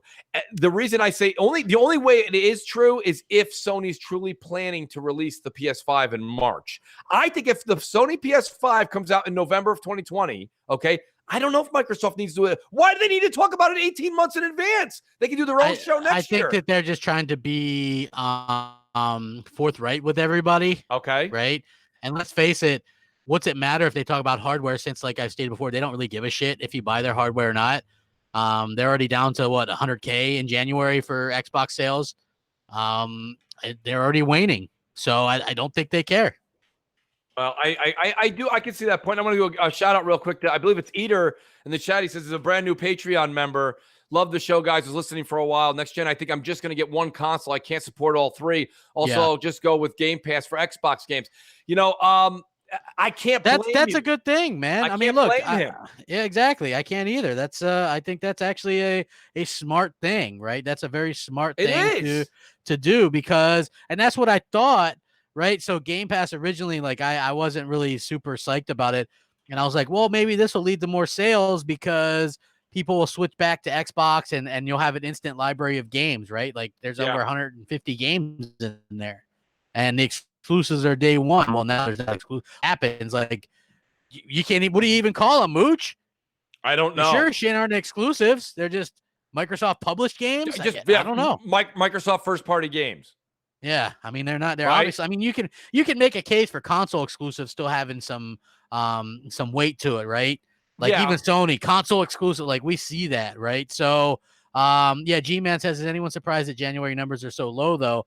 The holiday season just passed. Well, they weren't that low for PS4 and Switch, my friend. So I think that like anytime that you go under 100K, that's a real problem, and they're very close to that. And we've heard that they were teetering at that multiple times last year, not even around the holidays though. So I mean, you know, just really sort of depends on where you want to come out on the end of the scale there, my friend. So Xbox numbers were unusually low, down 47%. Thanks, buddy boy. I think he's a PlayStation dude as well. Isn't it great how the PlayStation dudes know these numbers? Yeah, off the top of their heads. Yeah, everyone's an accountant. Yes, everybody's an accountant. Yes. So yeah, congratulations on your degrees, chat. That's outstanding. Yeah, Scalebound is not going to Switch, man. That was such a BS rumor. You know what I mean? Like honestly, how like that game is still owned by Microsoft, by the way, the intellectual property. Whereas they did abandon the actual trademark, meaning they aren't going to make a game called Scalebound, but they still own that particular instance of Scalebound. So yeah, it's definitely not. Although I wouldn't put it past Platinum Games to use some of those assets or whatever for that new exclusive. So isn't it funny they're able to get so many games out? Oh yeah, they're plentiful. They're pumping them out. Yeah, exactly. I'm not cherry picking. Hey, G-Man, I'm not cherry picking at all. I'm just saying that Xbox numbers are down, and it's funny because people get upset when you say that, and they go, "Well, we don't care about sales." I get it, but you have to care about sales enough to want them to be good enough to continue on, and that's always been my point. If Sunset sells enough, hey, we get a sequel. If Quantum Break sells enough, we get a sequel. Do you wonder why there's always a new Zelda or a new Mario or a new Uncharted? It's because people go out and buy those games, my friends. Yes. Right? It's not. It doesn't take it's not rocket science. You buy the games. You get more of them. Yes. You buy the consoles, you get more of them. And this is why if they bought the Sega Dreamcast, we'd have Sega still around. This is why Xbox is saying, wait, no one's buying our games on our console. We got to be everywhere. Exactly. So that may be the case, Crap, and maybe this is what, again, this is why everyone's like, Phil's the savior. Satya Nadella put out basically his plan of what he sees moving forward and said, if Xbox is going to be a part of Microsoft, this is what needs to happen. And this is what Satya wants. He wants Xbox everywhere. Sully! I think that hey, yes, he says Switch already outsold PlayStation 4 in Japan. Oh, well, listen, we do have another voicemail, and I'm pretty excited if it's in a row because we haven't heard from this person in a while. So I think there's a bit of it that goes out of let's ask Sully. Sully, who's next? Elemental Pio. Yes. Elemental Pio is next. The one you can't wait for is next after that, Crap. Okay. Let's go. All right, let's do Elemental Pio. Okay, here we go. Hey, Mooch. Hey, Mooch. How are you? This is Elemental Pio calling again. Just to say hi and thanks for that great crossfire on Friday. Great panel. So anyway, I just wanted to say that I love my Xbox. Looking forward to Anaconda and looking forward to try out the xCloud service. Honestly, I'm with you, Kraft, saying that it shouldn't be the end-all experience. I know you didn't say that, but at least that's the feel I get. But honestly, for that to be the end game for Xbox, it would have to be the greatest thing since sliced bread. And honestly, it's great that Microsoft's investing in new technologies. That's what they are. They're a technology and software company, and they need to flex those muscles. So if xCloud is a cool service, that's all it is. It's a cool service. But will it take away from Xbox? I don't think so. I think Xbox will stay as long as they're making software and powerful hardware that sells. They'll always be relevant, and they're not a Sega. Remember, Sega is doesn't have Microsoft money, and they don't have an OS that the world uses. So they disappeared and became third party and just dwindled. But not Microsoft. I think Xbox it's in the DNA. It's not gonna go away. So anyway, I think the future looks bright as long as they don't make bad decisions. So let's hope. So far, so good. All right, thanks a lot. All right, bye. And that was Element Appeal. Yeah, I like where he's going with the crap. He makes some good points. I mean, some people may not put two and two together, but there is a difference between them and Sega in the fact that Microsoft is of course much more financially sound. Number two, if you look at it, crap. I mean, I just built the PC. You if you buy a laptop or anything just for even email use, the minute you go down to the start screen in the bottom left corner, the minute you open it, guess what? One of the immediate apps that pops up in your face, it's Xbox. So Xbox is now integrated into their system. It's not something you have to go down and download an app. It's part of the OS. So that being said, it does cement it. It does quite cement it for at least a foreseeable future. The question again is I think that we are leaving, and they're trying to do it early again. We'll see. Every time Microsoft tries to be the first ones out the gate, it doesn't always work.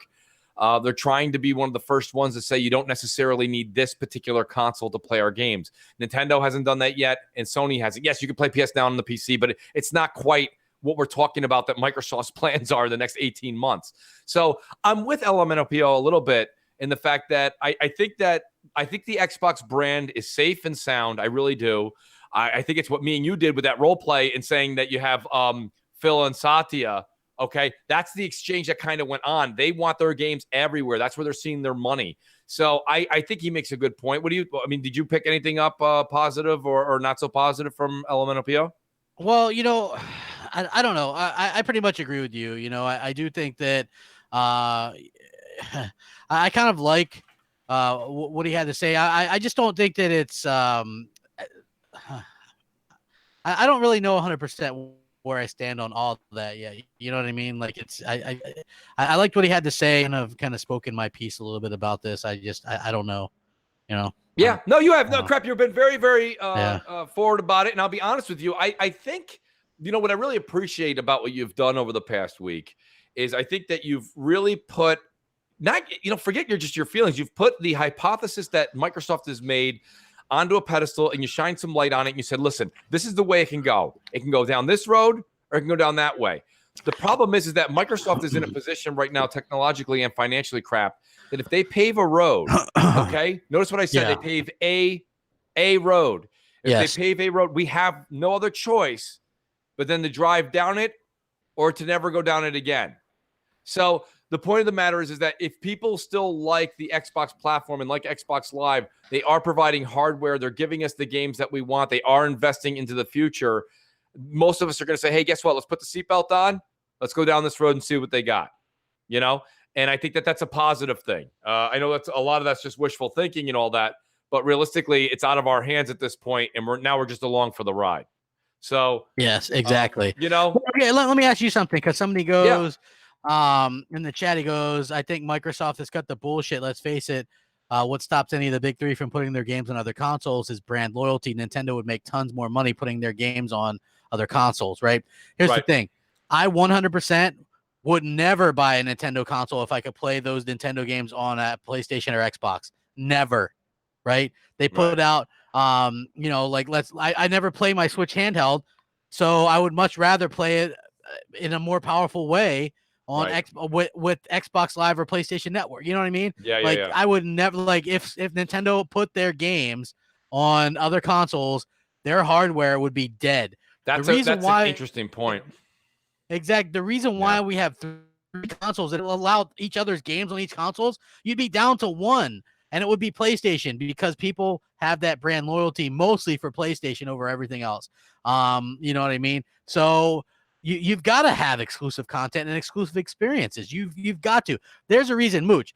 Why is Disney pulling their content off of Netflix? I'm curious. You know exactly the answer. The answer is they want to have their rights, their Marvel rights on their streaming service. Exactly.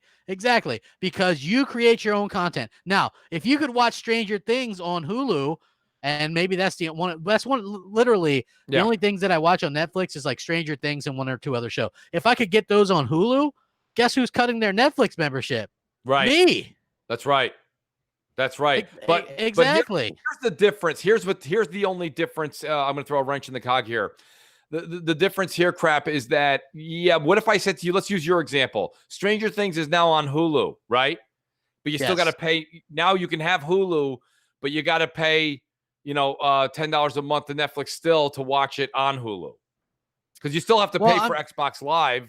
Yeah, I mean, but I'm not paying for, and then I might as well just keep Netflix, you know what I mean? So I think that's a little bit different, And therein lies what Microsoft's hoping, is what you just said, that you keep the Xbox. Because, but here's the thing. If they ever come to a point where they decide to start putting their games, like just publishing their games on other platforms, just, fully, I think at that point you have to really question, why would you even buy that box anymore? You know what I mean? So just, for me personally, I'm just, and they could come out and go, maybe some of this stuff fell through. Sometimes we get these rumors late after they've fallen through or whatever. So who knows? But I do think that you've got to have something, right, Mooch, to exclusively attract. I agree. And let me tell you why I agree, Crap, is you see Xbox, even with the most powerful console, you still see them struggling to even come close, not even win an NPD, but come close to it.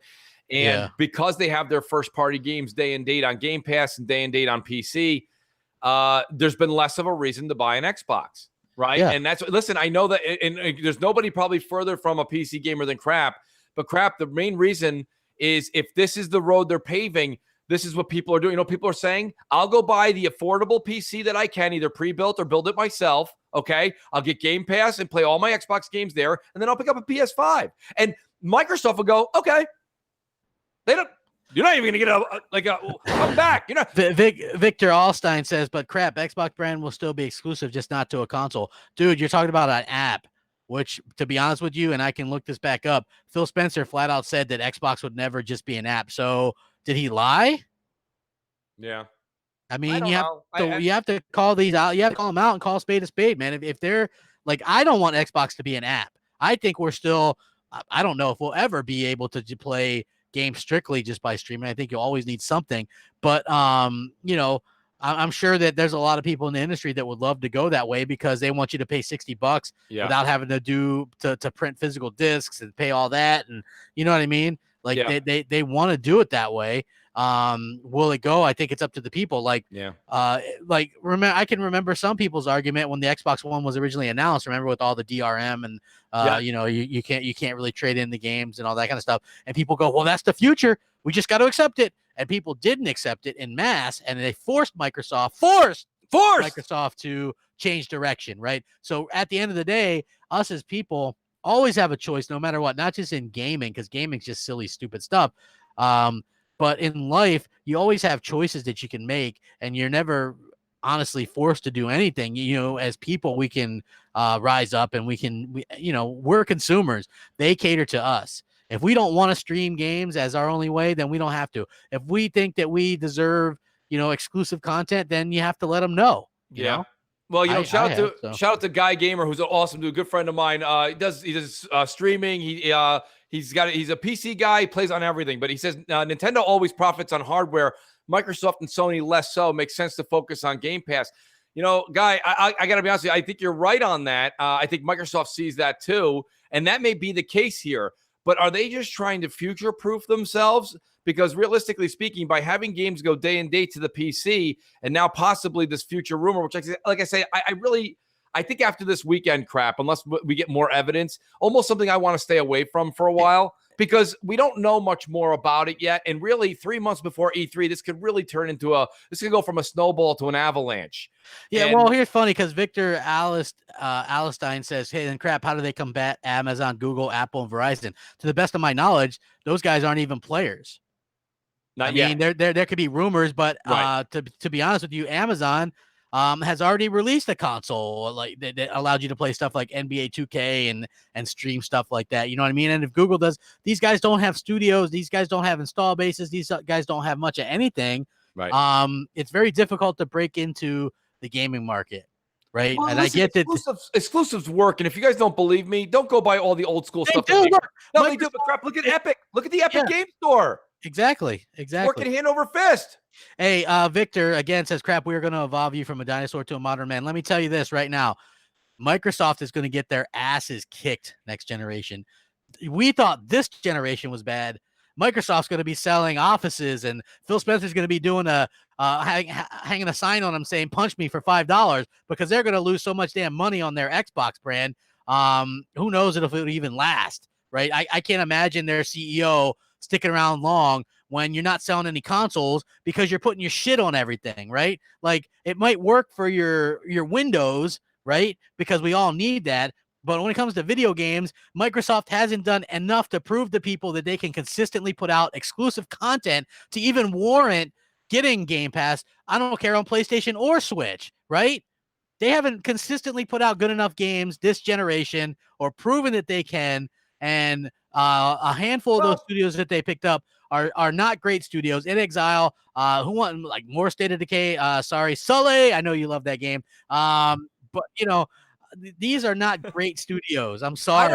I don't think games. They're not a great studio. Those guys have not put out quality games. Look, if Sony were to say we're going to do a Game Pass with and our shit's going to be in there day and date, you know who would sign up to that day one? This guy, because they've proven it. You know, God of War, Uncharted, all these fucking games, even in games I don't like, they look class games, Mooch. They look like they're well polished. Yeah. It's that golden seal of approval. It is, right? Microsoft, they're trying to sell people this stuff, and to date, it's a bunch of 60 Metacritic shit. I'm not saying they're bad games. I'm just saying that that's to me what this is, right? So why would anybody, I don't care if it's on PlayStation or Switch, even buy into that? Right. Well, you know, my thing is this, and shout out to G-Man who says consoles may not sell well, but the games will sell well on any platform that nobody's going to. The thing is, you know, we're kind of, it's not fair for either folks here to kind of point fingers. Crap saying, okay, because the hardware is going down, Microsoft is going down. Others are saying, oh, well, if Microsoft puts their games on everything, it'll just be an automatic success. You know, both of those arguments are questionable because it's almost a wait and see. So let's say a game comes out from Ninja Theory, right? And they're on Game Pass. And it's a bad example of Ninja Theory. Say The Initiative, and it's on Game Pass. You guys are telling me that if it's on Game Pass on the Switch, everybody who has a Switch is going to go buy, you know, grab Xbox Live? That's not necessarily true either. This could blow up against them. It could blow up in their face. So you don't really know what's. And then if you have low hardware sales and this thing doesn't catch on the Switch, then what, folks? Yeah. Then what? So because I had heard that they weren't happy at all with the Play Anywhere results, right? Which is a bummer because like that was the whole pitch. I thought I was going to be able to buy all these games and then go from my PC to my Xbox and my Xbox to my PC. That's what we were promised. Exactly. So, but the only games that are taking advantage of it is Microsoft's first party shit, and most of that's been shit, right? Like, are you dying to play Halo Wars 2 on PC, Mooch? Are you dying to have someone piss in your Cheerios and lose 2 food on State of Decay 2, Mooch? I don't think you are. So nobody else is either. That's the thing, right?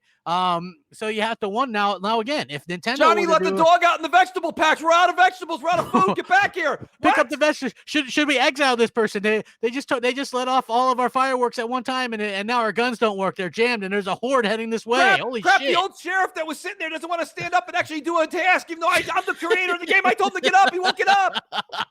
Should we exile him? Yes, I mean, come on, man. Like, you know, so these are the type of games we're getting. Those aren't games that are really going to push Game Pass. I get Halo and Gears might for a time, but at the end of the day, people want like really class, polished experiences, and that's why I think that if Sony and Nintendo did something like that, everybody would be all in. Microsoft, even they might not even be a success on PlayStation. Well, hell, PlayStation games aren't even a success on PlayStation with PlayStation Now. Right? Like I don't know anybody that uses that. So, you know, I think that it's a very risky thing. It is interesting. Guys, everybody in the chat that thinks it's just all, you know, everything's just going to be great. Hey, G-Man, I like Halo Wars too, but let's face it, man. Would you want Halo Wars or did you want a big AAA action-adventure game, right? Or you want a new IP? We haven't had a new one of those announced since 2015. Crap, listen to this. Guy Gamer says here, think about this. Game Pass could subsidize hardware, money lost per sale. What if you got a $3.99 Anaconda based on Game Pass growth? Never know. Guy Gamer, I'm with you. But you know what? Not yet. Not yet in these gaming streets that we all kind of partake in have we seen any company subsidize something since probably the Nintendo era. It almost feels like they still want to make that $20 to $75 profit margin on their hardware. So to be honest with you, I like where Guy's going with that. And you know what? To be honest with you, you want to start pitching Game Pass to us, Phil. That's how you do it. Yeah. Make the Anaconda the same price as the PS5, a much more powerful console, and just, hope to God that you're saying Game Pass is going to be that great. Let's find out. Man, I get it. Look, Ninja Theory, they've done some decent games. Obsidian, they have. But when are we going to see games from these guys? Maybe Ninja Theory next year, Initiative in 3 years. Obsidian's doing multiplats. They're publishing stuff on Xbox and PlayStation still. They're talking about doing a sequel to Outer Worlds. You think that's going to be exclusive to Xbox? Of course not. It's going to be on PlayStation as well. Microsoft is publishing Hellblade on the Switch. That's a factual thing. We know that. For me, I'm just saying as a person, I need exclusive experiences and game and content to continue buying 3 consoles going along, right? To buying hardware, yes. Yeah, to buying the hardware. That's just what I'm saying. And I'm not alone in that. I'm not saying I'm speaking for everyone. When I'm speaking for myself only, right? I'm happy with my Xbox One X right now. It's amazing. I have a 4K TV. Things look great on it. And the control, it's great. I am, like I said, there's a situation where I'm a little bit miffed because I want those exclusive experiences. And I feel like we've suffered this generation tremendously with the lack of quality content. And by the time they get quality content, it's next generation and everybody else gets it too. I don't know why I'm the only one that should feel a little bit slapped in the face by that. But we do got a very important voicemail we could get to. What do we got, Gadang? We got Space Cat up, and it's Sully, not Gadang. Space Cat. Sully! Sully! Sully! Here we go. Space Cat. Okay. Hey, what's up, Mooch and Crap? I was just wondering, do you guys think there'll be a Gears 5 custom Xbox One X console? Or do you think they're done with making those making custom consoles? Okay. That was Space Cat. Never get tired of Space Cat. It doesn't matter how many years we do it. I never get tired of Space Cat. Great to have him here. Good question, Crap. What about that? What do we do when we kind of think about custom consoles? Are we going to see an Xbox One X? I don't think so. I wouldn't think so. They don't care about the they don't. C-Script says, why is exclusive so important? Did I not explain that I buy personally each console for the exclusives? If there were no exclusives, why would you need so many consoles? It is a legitimate discussion, folks. It is. I mean, but it's funny, up a ways up here, Crap, and I'm going to try and look for it here. Is Zucker's here, and he says, here it is right here. He says, so it won't push Game Pass for $10, but how do you expect it to push a console for $560 for each game? He makes a good point. With Xbox kind of on a decline, if you would say, I guess, it may be harder for them in the future, Crap, to compete. Maybe this is they're not waving the white flag, but what they're saying is we need to find a different approach to get our games out there because games make the money. Making 10, 15, 20, $30 on a console, let's be honest, it's a one-time fee. Yeah. Whereas these games are $10 a month, and then you're feeding into their ecosystem with all these games as a service. Yeah. So he makes a good point. What he's saying is now for $10, you could start feeding Microsoft all this money they want to make on their games, whereas before you'd have to feed them $500 for Anaconda and then $60 for the game traditionally. There is something to that, but my question is what you said to combat and what Zucker's saying is what you said. If I'm a diehard Nintendo guy, right, and I own a Switch, yeah, maybe I am excited to hear that Xbox Live is coming to my console. But listen to what I just said. I'm a Nintendo guy, right? If I'm a Nintendo guy and I can't wait for all those third-party and first-party games Nintendo gets pretty much exclusively, why am I excited to play, Forza? Or why am I excited to play Gears? I could have always went and bought one of those. I may not. I mean, it still may not be appealing to the Nintendo customer because that is their platform. You're inviting that app onto that platform. So I don't know if you have the same consumer base. You may not have the same customer. No one's really discussed it that way. Everyone just thinks because Xbox Live is on Switch, boom, 35 million more people playing Halo. Better Call Paul, just real quick. Ninja Theory owns the Hellblade IP. That means Microsoft owns the Hellblade IP as well. So, yeah, they own it. That Ninja Theory came up with that. In fact, what was it? The producer's wife or whatever was the voice in the mocap. So yes, that's correct. Yes, so yes, they 100% own it. Just saying. Yeah, what do you think 100%. about the custom console, though, Crap? You think we're going to see? I think more? there will not be a custom. I don't No. think we're ever going to see a custom console or a custom or a collector's box or anything again from Microsoft. So I kind of agree with you there. Yeah. I guess the only one that I would kind of say is Gears and Halo. They've done it in the past. Maybe they'll do it again. I've heard someone is working with them for something Halo related, but yes. Maybe I can. You probably already know anyway. But I don't know if it's going to be console or maybe it's just controller related. Probably here's another custom controller. Right? What do you fucking do? You know what I mean? Like, yeah. You know, here I am. I'm looking at my Kratos statue, my Spider-Man statue. Right. I've got that stupid game pre-order that I don't even want. I'll take the game. Gone game. Listen, imagine that. It's got a statue like that. Yeah. It sends me the game. That'd be great. Yeah, that's real mooching. But Crap, to be honest with you, I think Nintendo Switch guy says, Crap, you could always be a fan of Madbox. Madbox could outsell the Xbox. Better watch out. Well, that conversation died. Hey, Joe Freeman says, Crap, Hellblade is already on everything else. That's not a valid argument. Well, here's the valid argument.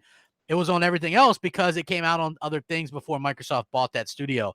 The fact that Microsoft has bought this studio and are now publishing this game themselves on the Switch, I think that takes away a little bit of the value. And again, I made this bold statement on Crossfire. These studios that we see now, we'll never see a console exclusive out of any of these studios. We'll never see one. They'll always be on other platforms. So, I mean, it kind of is what it is. Yeah. You know? Yeah. Don't expect to get any console exclusive from any of these. I don't think you're going to see. I just add one more thing. I don't think you're going to see a custom console for Gears, only because here's the thing: next year is new console release. Are they going to invest in having a Gears 5 custom console when they want you to buy new consoles? We don't know when. I mean, Crap. There is. I mean, I know the rumor says holiday 2020, and that may be, but this is going to be quite the change if Sony's rumor ends up being true that they're going to come out with the PS5 in March of 2020. That's kind of a big deal, and it worked out for the Switch. Yeah. So you can't say it wouldn't work for, and think about it. Then all these things that you've been kind of saying and piecing together, it all comes to fruition. Guess what comes out March? Bang. Last of Us 2. Bang. Ghost of Tsushima. Right? Yeah. Launch titles in March. And then they have Death Stranding at Christmas. Goldstein, how am I wrong? What am I wrong about, dude? Like, please tell me what I'm wrong about. I would love to know. I don't think love anything to know. Crap is saying is wrong, guys. What is happening is there's a road being paved, and Crap's saying he's saying there may be a fork in the road. He's telling you one avenue. He's not wrong. Victor, you make my point for me. He says exclusives can sell a console. Point fucking made for me. Thank you. He says, but they don't keep you on a platform or ecosystem. It doesn't matter once you've bought the console, right? If you're putting out exclusive content, you've sold something, and they're going to keep coming back if they enjoy it. A lot of these PC dudes play on very shitty PCs, and they can play Xbox games at low settings, and they can do that just fine. If they're forced to also buy a console, hey, they might just end up liking it, as the X is actually a much better console than most PCs. So I'm just saying, we all want exclusive content. Yeah. You know how many people I saw buying a plate? You know what it does to have a God of War for your box? Or an Uncharted 4, those games that are scoring fucking 10s. I know it's hard for us to imagine that as Xbox folk because we're the fucking low class, low rent bums of the generation who can't even get a game to score a 7 that's not a racing game. But, you know, these other platforms are getting these 10 rated games. And I realize that ratings aren't everything, but they're a good goddamn indication of how good these games can be. And the fact that we're getting these shitty games that we have to damage control and say, hey, at least they're fun, Mooch. Right? Like, that's our fucking argument. Are they in for fun? Is anybody talking about them for game of the year? Or are we getting anything new? Are we getting anything interesting? Are we getting anything fucking worthwhile? No, we're not. And that's what's going to be the true test, Crap, when we see with these new companies is Microsoft have their finger on the pulse. Been saying it for a long time. I don't know. You know? Exactly. Crap, we've got 2 voicemails and a wheel to spin, and we are getting close to the 1 o'clock mark. Who's next, Sully? Sir Sully! X-Man. Sully! Sir X-Man Sir is X-Man. Let's hear it. Yes. Okay, here we go. Sir X-Man. This is Sir X-Man. And this time, I have to actually agree with Crap. If Microsoft sends Game Pass and Xbox Live to other consoles that's not on Xbox, I'll give them an exception on the PC. That's not a big issue for me. After 15 years of being on Xbox Live since the beginning of them doing this, I will not be on Xbox Live anymore, and I am just going to play my games on PC, because what's the point? It does not even matter for me to buy a newer console for the Xbox. I feel like I am being betrayed.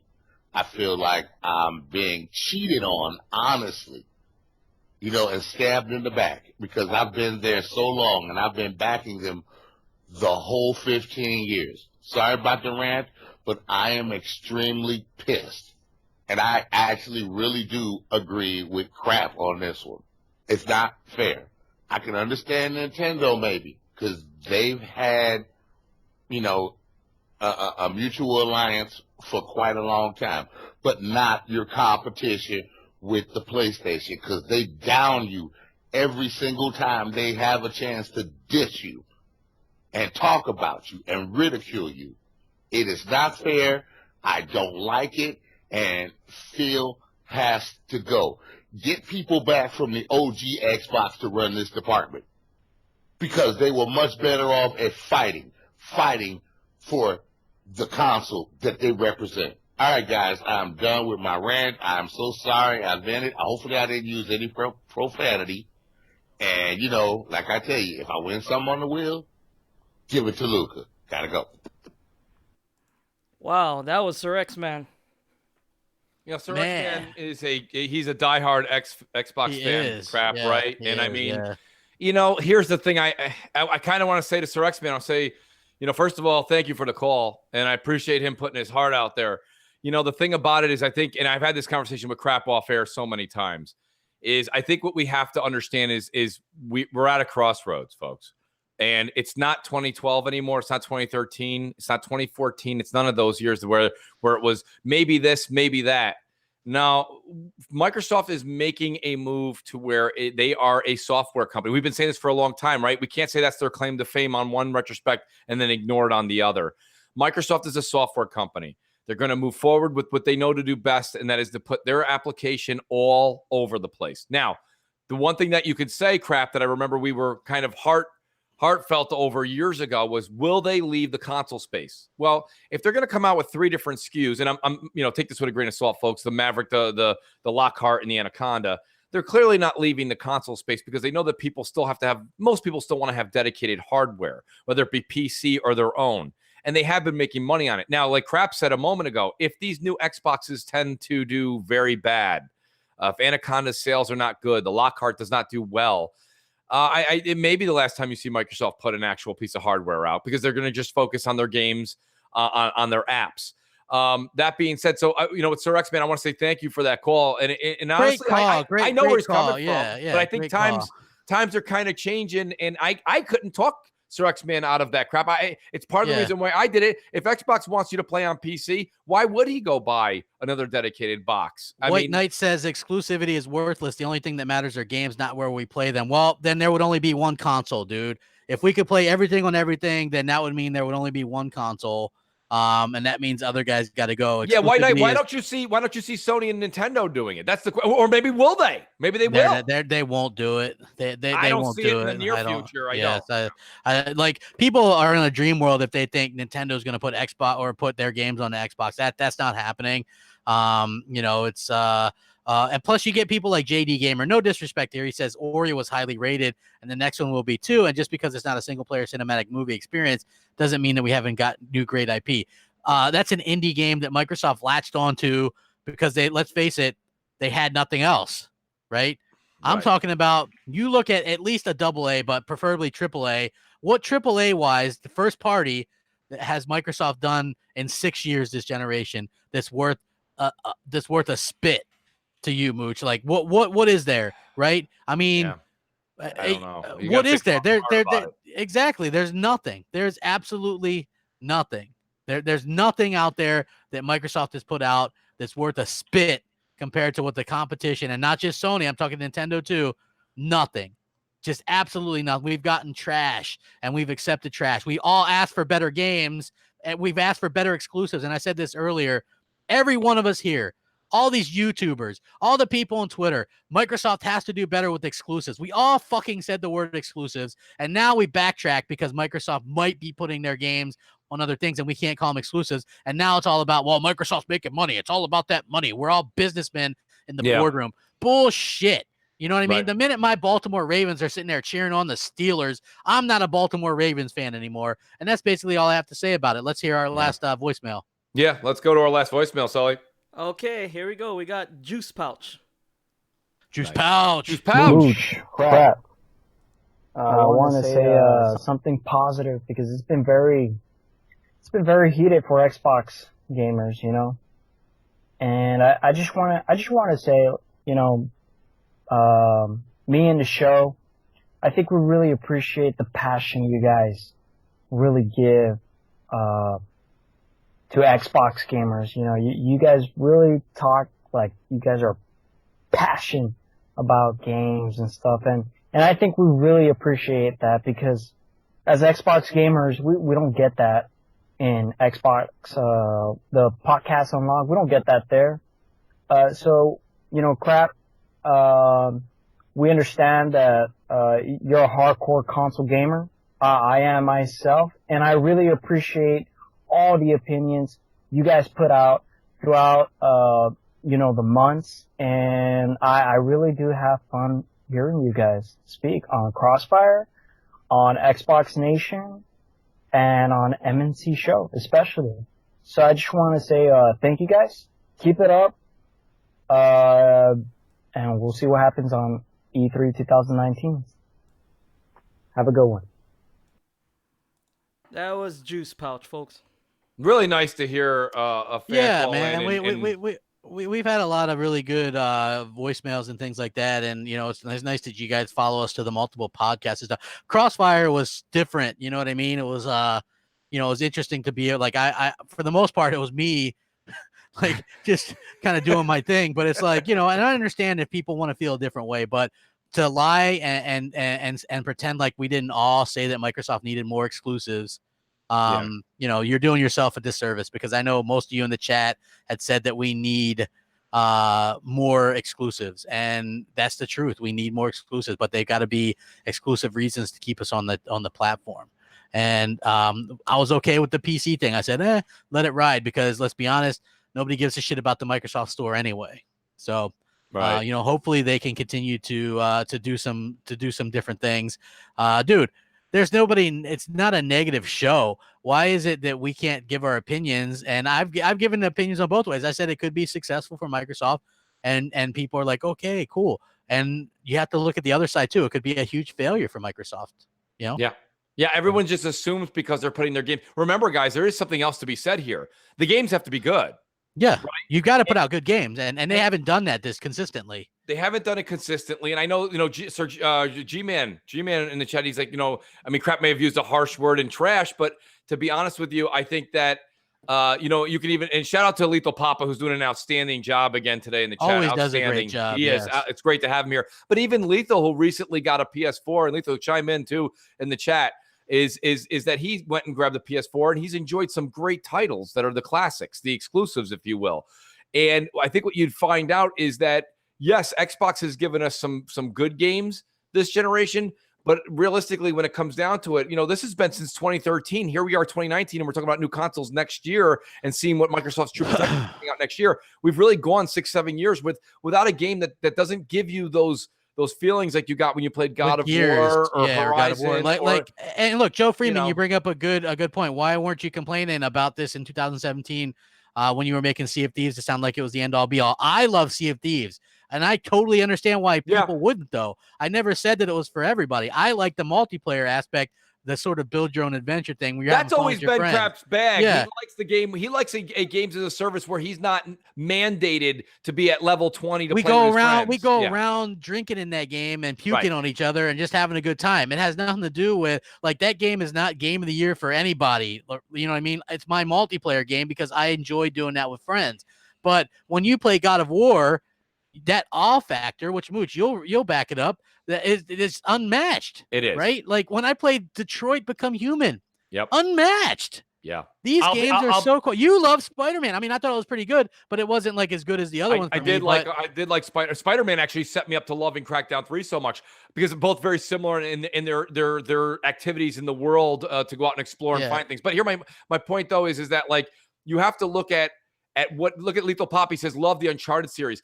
If we ever had a lull in gaming right now, which we don't have for the foreseeable future, especially March, oh my God, March is stacked.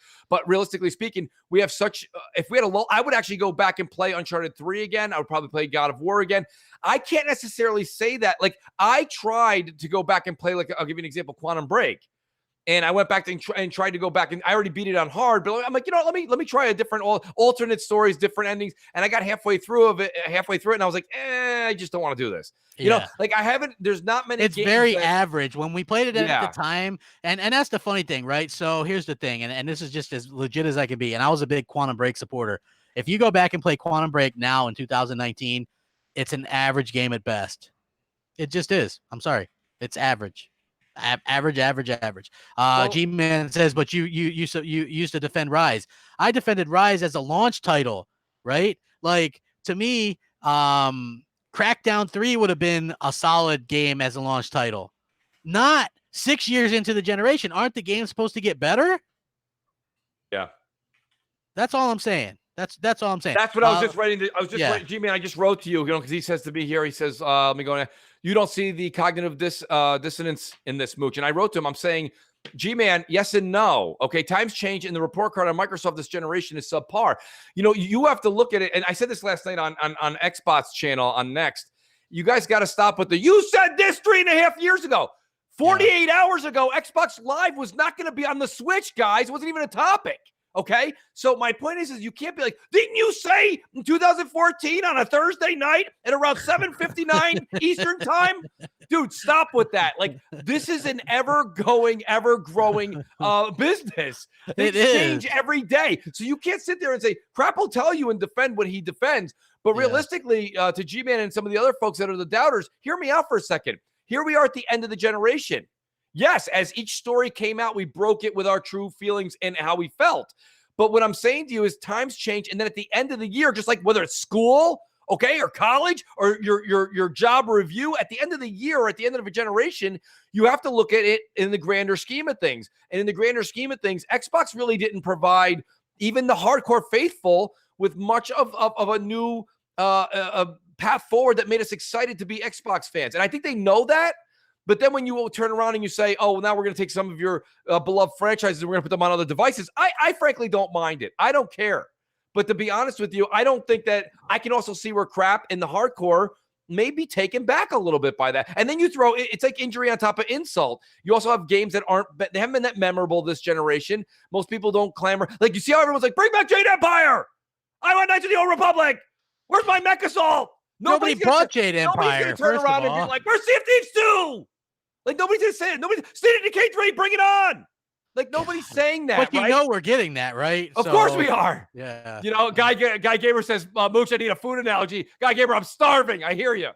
Hey, we should go ahead and run the wheel. Man, this could go all day, honestly, man. Let me just do real quick before we run the wheel. Okay. I do want to say a huge shout out. Everybody, thank you so much for the positive reviews on Crossfire. And Crap was able to mooch Anthem off of Anthony Boyd, who's an awesome guy. I told him I'd give him a shout out. Anthony Boyd hooked Mooch up with, you know me, I've been very much on the fence with the Division 2, and he hooked me up with the Division 2 Ultimate Edition. I want to say a very gracious thank you to Anthony Boyd, who's been a huge supporter of M&C Show since the early getting going, and he's been with us every single step of the way. So Anthony Boyd, if you're listening, thank you very much. I appreciate that. And now we can get to the wheel of wonder, because that we get to give something back to the community. Crap. Yes, exactly. So go ahead and put that wheel up there. Sully! Okay, here we go. Here's the wheel.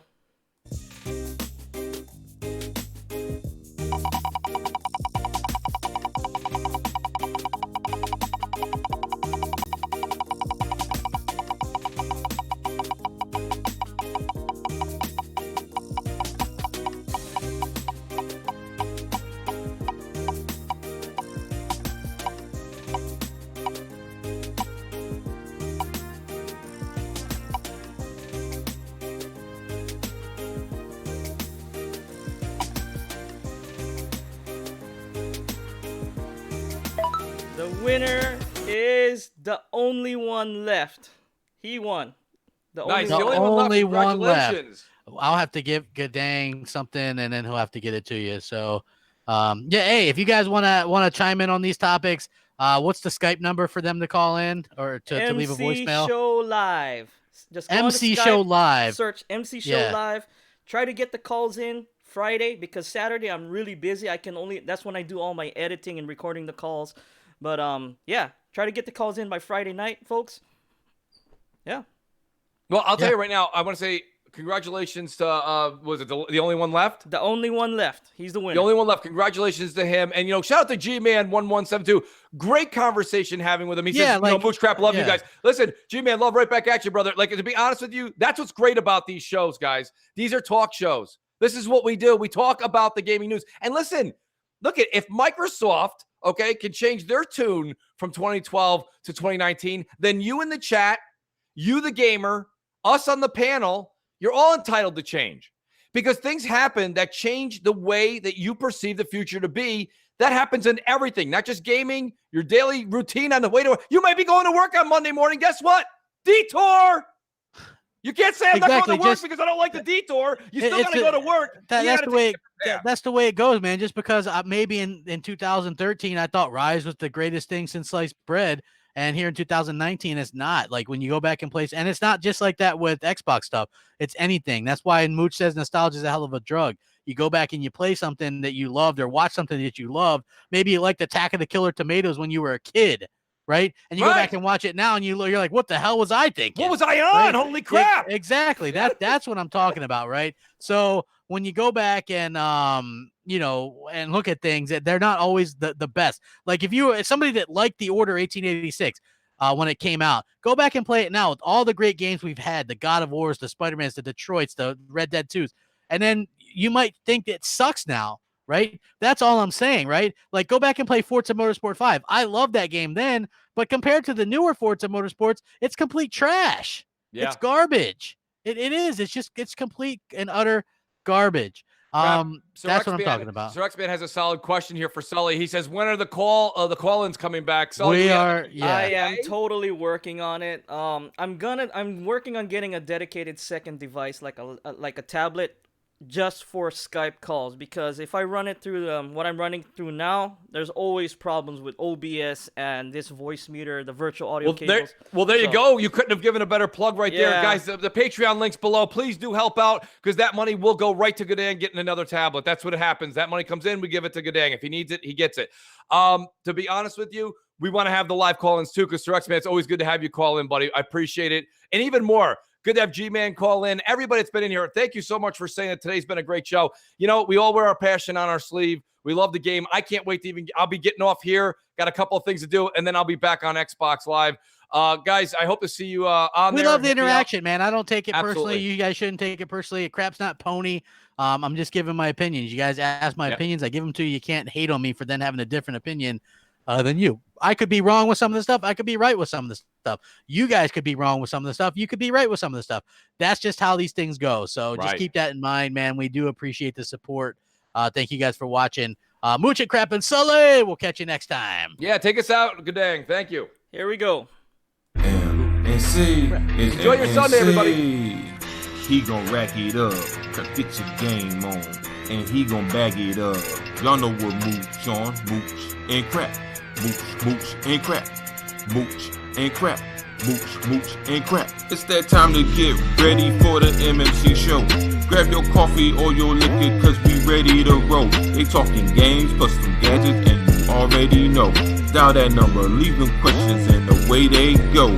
Be a pony or a bot, the truth be it don't matter. We just gamers talking games, not those drama queens matters. So let's talk about gaming, news, leaks, and reviews. This a fan show on whatever topic y'all choose.